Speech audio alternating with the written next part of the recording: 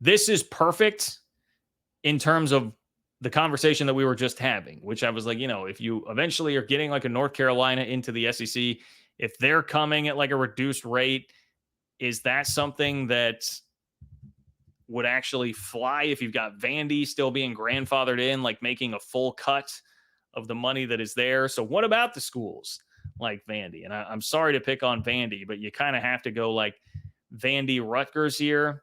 Maybe others have other ideas. Who would you go if we're talking about the low rungs of the Big Ten and the SEC? I feel like you got to go Vandy, Rutgers. So they're going to bear some of the brunt of this. But I want to play you what Jamie Pollard, Iowa State's athletic director, had to say about this, courtesy of CycloneFanatic.com. Chris Williams and company, who do a great job with that site. Here is the audio from Jamie Pollard. You just have to look at the evolution. It isn't the SEC and Big Ten. It's those that have all the gold make all the rules, right?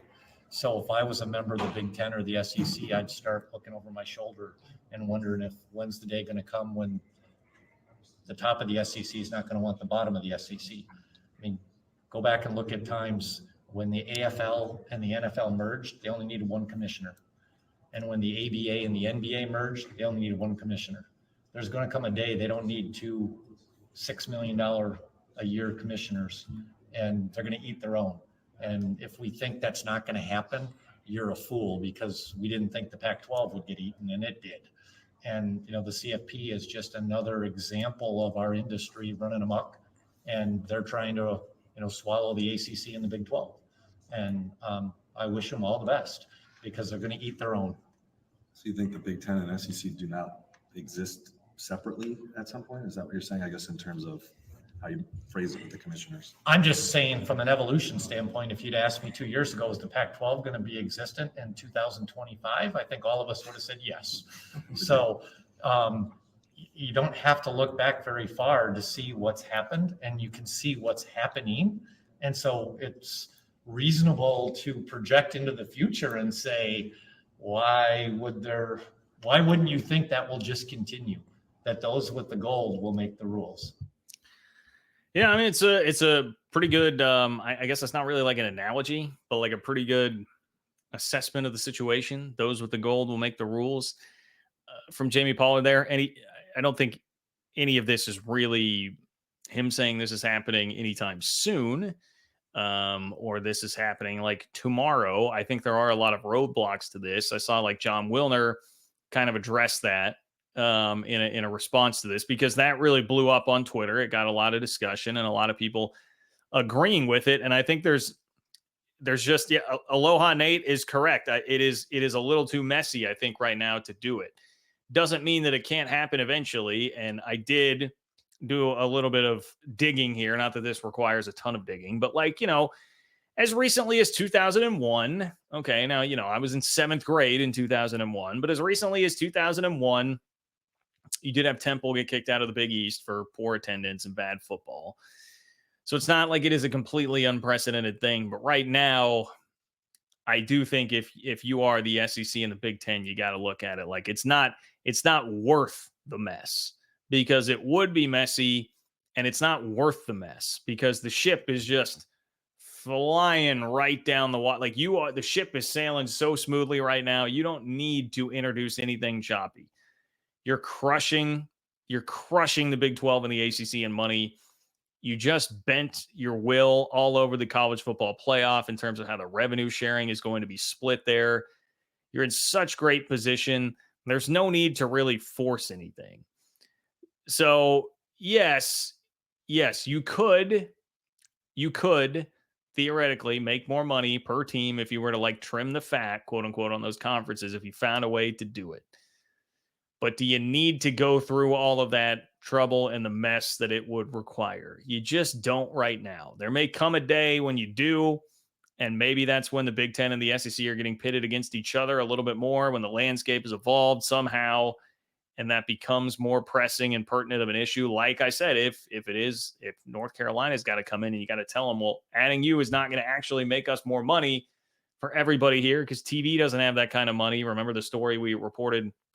I didn't report this. We read the report from Variety the other day about how much money ESPN Plus is hemorrhaging right now. How much money is there for live sports? If a North Carolina can't come in at a full share, then are you going to start to have issues about the amount of money that the Vandies of the world are making? And maybe then the tectonic plates have shifted enough that that would necessitate some kind of change there. Right now, probably not. I don't know how exactly it would work with the TV networks as well, like with the TV contracts that you have that are going through into the 2030s, obviously with both of these leagues right now, the SEC and the Big Ten. So I'm not sure how much of a mess there would be to clean up with that. Although TV would, I guess, potentially be happy if they're not having to show Vanderbilt games, but you are losing inventory potentially there. So you could see how that would become more of an issue and just more mess.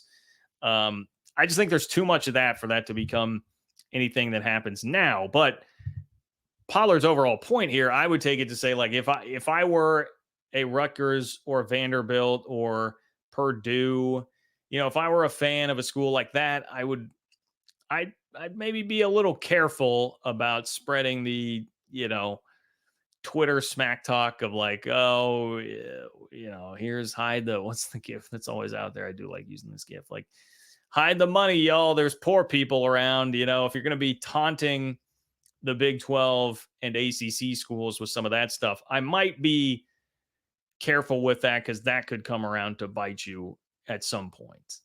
Who am I to tell somebody to be careful about trolling on Twitter? I understand, but that would seem to be kind of the point of a Jamie Pollard here, is that they can't ever feel totally secure. And that is really one of the biggest bummers in college athletics right now, just in general, is that if you are not one of like 15 to 20 schools, you can't ever feel secure. Even those schools that are in that conference, it is definitely a better place to be right now than on the outside looking in, but you shouldn't feel totally secure. Like the Pac-12, one of the best points I think Pollard made in that clip is that the Pac-12, it imploded, like it's gone. And yeah, as recently as like 2 years ago, if you would have told anybody, asked anybody if that would happen, you would have been laughed at. Nobody would have thought that was actually legitimately possible, but it has happened. We are living in unprecedented times. We are also living in a world where you're about to have to revenue share, and athletes can just get totally paid, and there's no cap on anything, and athletes are making a ton of money. So we're in unprecedented times. Like, rules do not apply right now the way that they typically would. So you can't feel secure. As a Big 12 fan, like anybody that is a fan of a Big 12 school, you definitely know that feeling here where you just can't ever feel totally secure about what's going on. And to me, it's a part of what ratchets up some of the nastiness in the dialogue on social media, because it is like this world of haves and have-nots. It's no longer just debating whether or not your school is better on the field. It's like this aura of superiority because we are in the Big Ten or the SEC and we make more money, which really, for the majority of schools there, is just a simple matter of winning the birth lottery, right? You were born into a rich household, or in this case, your school is in the right part of the country where you fit into this conference years ago, and now you make more money than other schools that are in, they are no different than you, if not better than you in terms of what they do in athletics, but yet because they lost the birth lottery. So there's this extra element of that with everything, but it also is like, hey, if we don't win big this year, how many more bites at the apple are we going to have where we're actually legitimately a part of the whole thing, where we feel like there's actually like a legit chance we could win a national championship or we could compete at the highest level.